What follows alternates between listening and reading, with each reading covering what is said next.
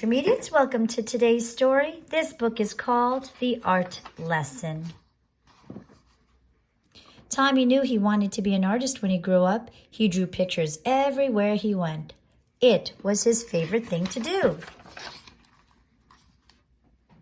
His friends had favorite things to do too. Jack collected all kinds of turtles. Herbie made huge cities in his sandbox.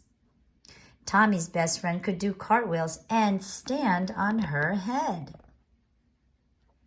But Tommy drew and drew. He always drew.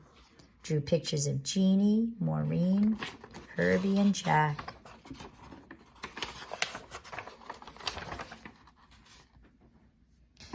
His twin cousins, who were already grown, were in art school learning to be real artists.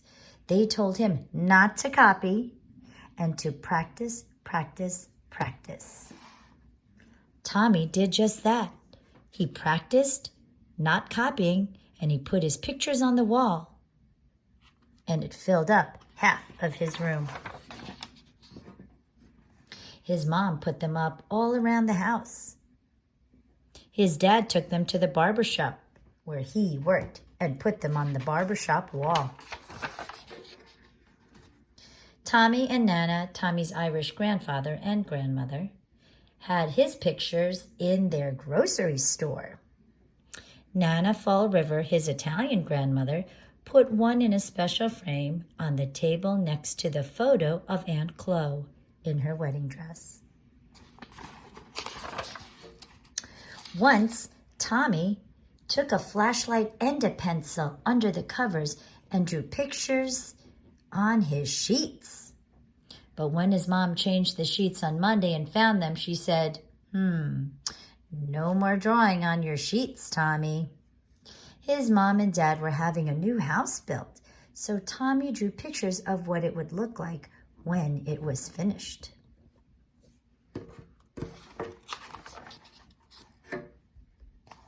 When the walls were up, one of the carpenters gave Tommy a piece of bright blue chalk.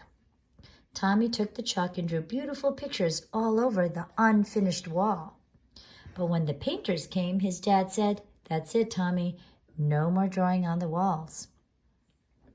Tommy couldn't wait to go to kindergarten. His brother Joe told him there was a real art teacher who came to the school.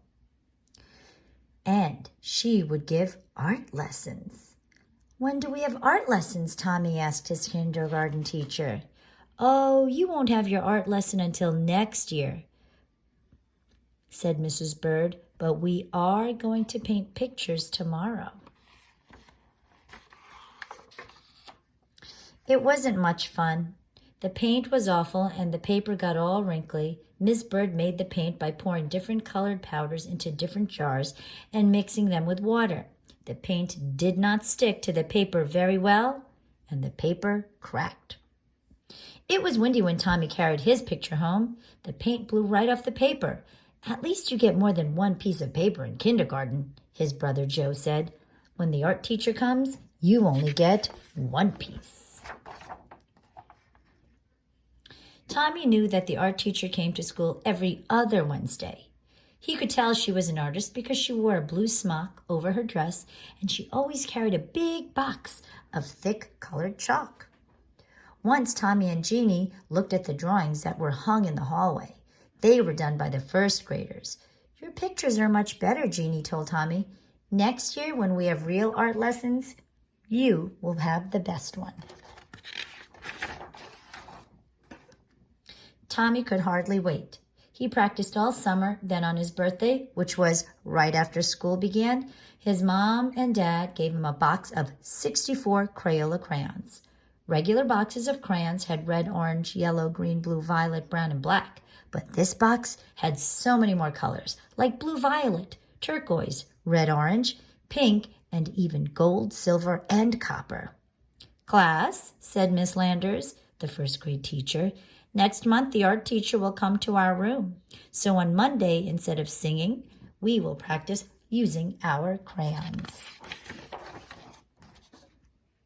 On Monday, Tommy brought his 64 crayons to school. Miss Landers was not pleased. Everyone must use the same crayons, school crayons. School crayons had only the same old 8 colors. Miss Landers passed them out to the class and said, "These crayons are for school. They are school property. Do not break them. Peel off the paper or wear down the points. Leave them as they are." "How am I supposed to practice being an artist with school crayons?" Tommy asked Jack and Herbie. "That's enough, Tommy," Miss Landers said, "and I want you to take those birthday crayons home with you and leave them there." And Joe was right. They only got 1 piece of paper. Finally, the day of the lesson came. Tommy could hardly sleep that night. The next morning, he hid the box of 64 crayons under his sweater and went to school. He was ready. The classroom door opened, and in walked the art teacher, Miss Landers. "Class, this is Mrs. Bowers, the art teacher. Patty, who is our paper monitor this week, will give out 1 piece of paper to each of you. And remember, don't ruin it, because it is the only piece you'll get. Now, pay attention to Mrs. Bowers." "Class," Mrs. Bowers began, "because Thanksgiving is not too far away, we will learn to draw a pilgrim man, a pilgrim woman, and a turkey. Watch carefully and copy me." Copy? Copy? Tommy knew that a real artist didn't copy. This was terrible. This was supposed to be a real art lesson. He folded his arms and just sat there. "Now what's the matter?" Miss Landers asked. Tommy looked past her and spoke right to Mrs. Bowers. "I'm going to be an artist when I grow up, and my cousins told me that real artists don't copy. And besides, Miss Landers won't let me use my own 64 Crayola crayons." "Well, well," Miss Bowers said, "what are we going to do?" She turned to Miss Landers, and they whispered together. Miss Landers nodded. "Now, Tommy," Mrs. Bowers said, "it wouldn't be fair to let you do something different from the rest of the class. But I have an idea. If you draw the pilgrim, man and woman, and the turkey, and if there's any time left, I'll give you another piece of paper, and you can do your own picture with your own crayons. Can you do that?" "I'll try," said Tommy, with a big smile. And he did. Then he drew a picture of Miss Bowers. And today, as Tommy's grown up, he still does.